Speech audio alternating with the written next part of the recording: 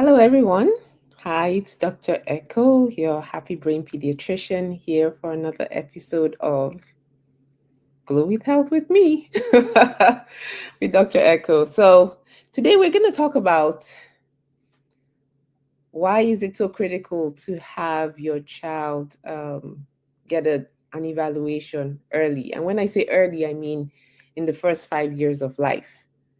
So, moms and dads, I know it's the hardest thing in the world to have to go to see a doctor, and or even before you go see a doctor, to suspect that there might be something going on with your child that you didn't anticipate, you didn't imagine. You may see behaviors that are concerning. For example, you talk to your child, they may not respond like they should like a child of that typical age should. You find that they don't really make eye contact with you when you're talking to them. They may be delayed in their speech. And when I say delayed in speech, I mean if your child by the age of 2 isn't putting like one or two words together, that's something that you should bring up to your pediatrician when you go for a well visit. Um, Things like they may not want to play with other kids and they often like to play by themselves.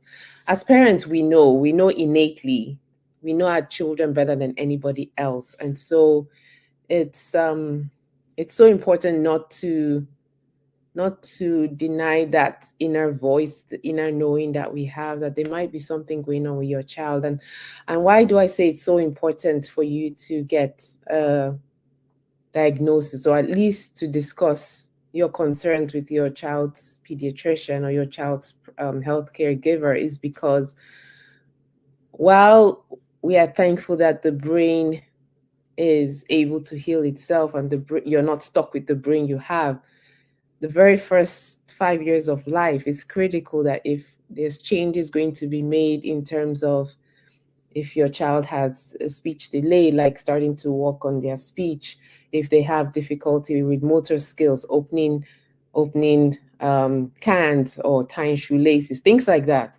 that the work is started at an early age, before the age of 5.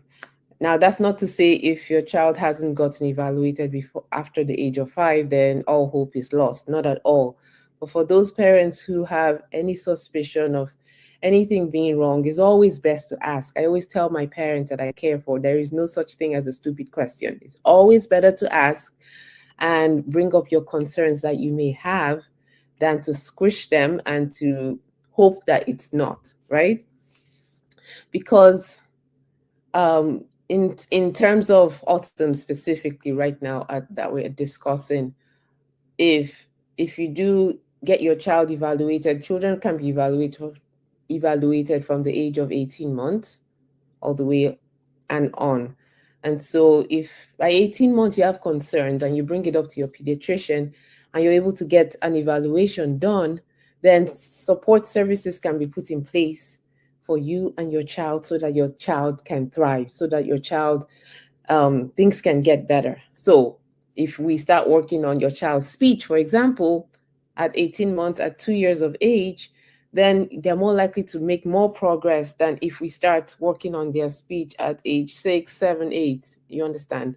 So that's why it's important to ask the questions early. So, and the other thing I like to talk about is ADHD, right? If your child is on in the United States, we often do the evaluation for ADHD at the age of 6. And so is if your child is 4 years old and you're concerned about their behavior, about their hyperactivity, about they're running up and down and they can't seem to settle or focus on one thing at a time, then, and we know that you have to wait till age 6 to get an actual diagnosis, then in that case, it would be important for you to seek out a pediatrician who is in an integrative doctor, which means they're going to look at your child from the inside out, right? They're going to look at all of the things that are affecting your child's behavior, not just the behavior. So, for example, what do I mean? So I had a 4-year-old daughter, little one, come to see me a few weeks ago, and mom was concerned about ADHD. However, I told mom she's only 4, so we're not going to do a formal ADHD evaluation, right? But because I'm an integrative pediatrician, and with every child I'm evaluating for autism, for ADHD, I do a full evaluation. And what do I mean by full evaluation? I mean, I'm asking questions about pregnancy, when mom was pregnant with the child, and birth process, and what happened when the baby was first born, and was there any trauma that happened to mom when she was pregnant, all the way up to what's the child eating, what are the child's eating habits, how does the child sleep, talking about if the child is constipated or not, talking about the child's bowel, how their tummy functions, questions about family history of any illnesses.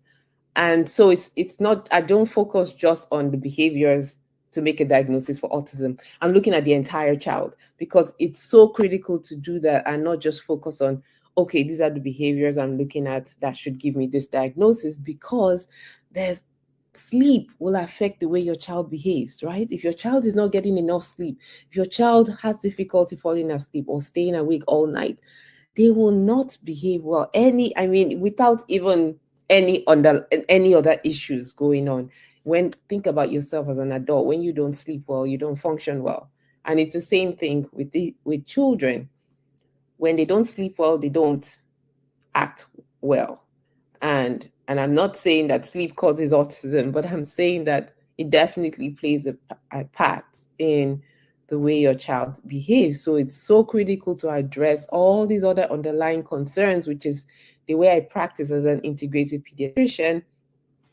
And that's what I do in an evaluation. So that way I'm done with the evaluation. I may have a diagnosis of autism, but then I've also uncovered critical areas that we can address. So while we may have a diagnosis of autism, we also have things that we can work on, like improving sleep, improving nutrition, improving if there's anemia going on, whatever we find out, we can improve those things. And for sure, it does help your child live and be the best version of themselves. So we're addressing their overall health.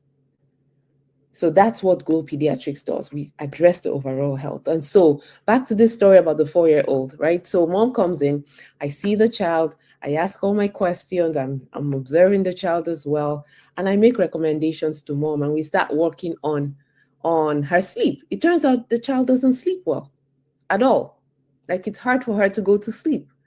So of course, if she doesn't sleep well and goes to sleep at 5 a.m. in the morning and wakes up at 8 a.m. and then goes to school, she's not gonna be the best behaving child in the class. That's for sure. So we worked on that. We also worked on what she was eating. She was chronically constipated as well. And all of those things, research has shown all those things, all of those areas all impact the way the brain functions. And that's my angle. And that's the angle, because if we don't care for the physical health of the organ, the brain, nothing really else works well, right? Because all of these things, lack of sleep, not eating the right food, all of them impact the way the physical brain works. So if we address all of those things, then our brain will function better. And so that's the way I approach evaluations for children. That's the way I approach care for children, is let's look at all the factors we can to help this child's brain work better. And so I'm happy to say that after we decided to tackle sleep first, because it's a process, right? We don't want to overwhelm parents. And so we tackled sleep and made some changes in the way in what goes on in her sleep routine at night. We also added in some things like magnesium to help her with her sleep. And a few weeks later, she's sleeping better. Hyperactivity is contained, or it's improved rather. She's doing much better. And so now we can continue that and then address the next thing that we're that she has on the list, which in her case is constipation. And so I just wanted to just come on here and really encourage parents. There is hope. The diagnosis of autism doesn't mean that's the end for your child. It doesn't at all mean that your child will never improve or your child will never be the best version of ourselves. Our job as parents is, and my job as a pediatrician, is to walk beside you in this journey, partner with you so that you and your child, your entire family, can do well, can thrive. And if the earlier we start, the better the outcomes. I have seen this over and over and over. And so I often talk to parents who say, I just didn't want to face that there was an issue. And I'm here to tell you, I hear you. It's hard to hear that about your child who a different you had different thoughts about them, I mean, before they were born. And but just to encourage you that every child has strengths. And the way I see my job is to help, is to partner with you to find your child's strengths, and so we can boost those strengths, and so your child can be the best version of yourself. I don't dwell on the diagnosis. I dwell on how can we help this child live to be the best version of themselves. And so I want that for your children, and I'm here to help. So if you have any further questions I can answer, I hope this was helpful. If you have any questions, please let me know. If you're watching the replay, hashtag replay. And if you have questions, I'll come back and respond to them. Please, if you're watching this on YouTube, please subscribe to our channel and like it and share it with families. More importantly, please share with families who need to hear this and know that there is hope. And again, as I always say, remember you're the best parent for your child. Thank you for listening. Have an amazing day. And it's Valentine's Day, right? So, again, here's my book, Children's Love Letters, A Pediatrician's Guide to How Your Child Spells Love, written for parents. I'm a mommy myself, and you can find this on Amazon. So, I hope you have an amazing day. I look forward to serving you.